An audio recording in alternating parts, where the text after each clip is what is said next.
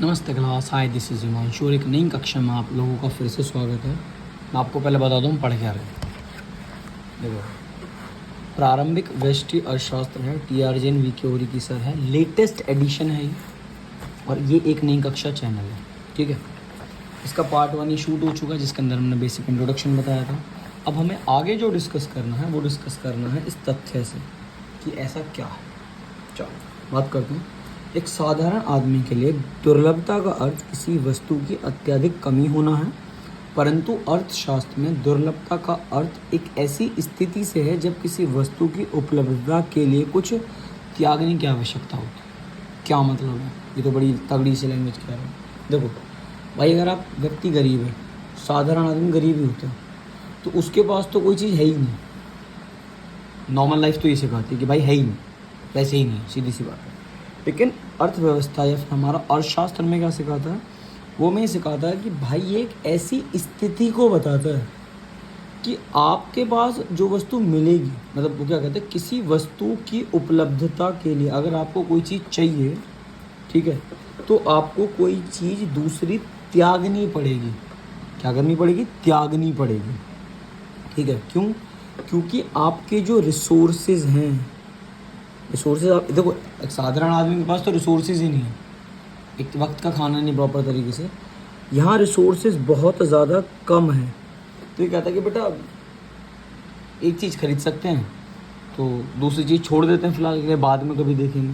ये आम इंसान के साथ ज़्यादातर होता है। ठीक है, अब उसको आगे देखो। चुनाव या चयन दुर्लभता का प्रतिफल है। चुनाव की आवश्यकता उस समय होती है जब असीमित आवश्यकताओं की संतुष्टि के लिए आपकी आवश्यकताएं कैसी हैं? असीमित, मतलब कोई गिनती नहीं है। ये भी चाहिए, वो भी चाहिए, यहाँ पैसा, वहाँ पैसा, अंधा पैसा की संतुष्टि के लिए दुर्लभ संसाधनों का प्रयोग किया जाता है।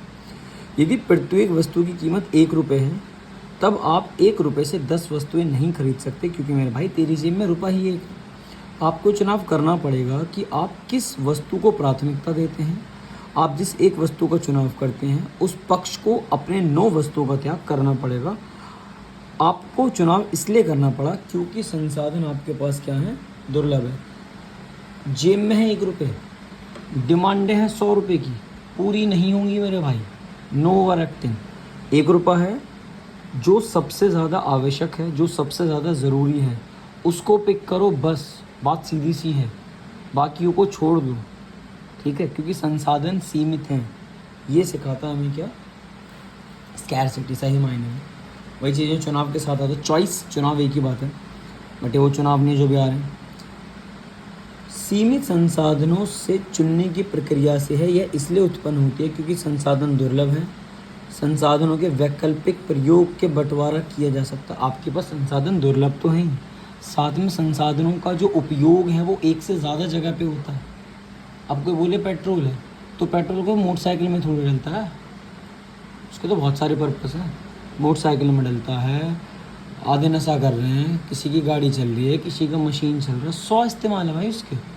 ठीक है, तो इसीलिए वो दुर्लभ के साथ साथ उनके प्रयोग भी वैकल्पिक हैं। इसको इंग्लिश में बोलते हैं ऑल्टरनेटिव यूजेस। और आपकी जो इच्छाएं हैं, आपका जो पेट है, उसकी कोई काउंटिंग नहीं है। ठीक है, फिर इससे प्रॉब्लम क्या होती है? कुछ आर्थिक समस्या, इकोनॉमिक प्रॉब्लम का जन्म होता है। इसका अभिप्राय वास्तव में इस ढंग के चुनाव करने की समस्या से है कि संतुष्टि अधिकतम हो सके।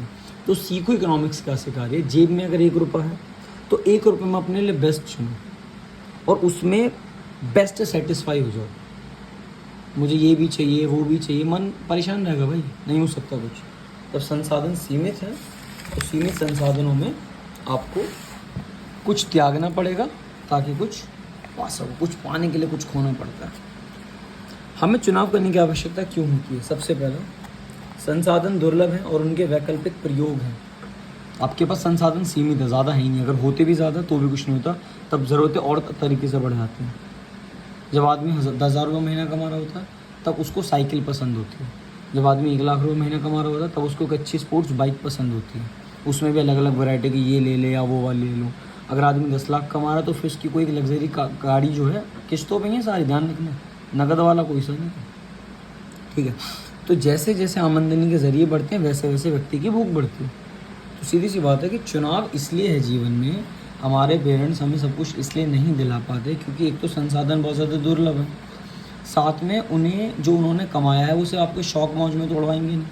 घर भी चलाना है, फीस भी देनी है, कोचिंग फीस भी देनी है, उसके अलावा दवाई गोलियों का खर्चा है, 100 खर्चे मेरे भाई, ठीक है।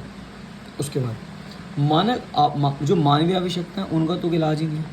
प्रकृति में असीमित और आवर्ती, जैसे कि एक आवश्यकता पूरी होती है दूसरी उत्पन्न हो जाती है, एक डिमांड खत्म नहीं हुई दूसरी चालू, आजकल का नियम है।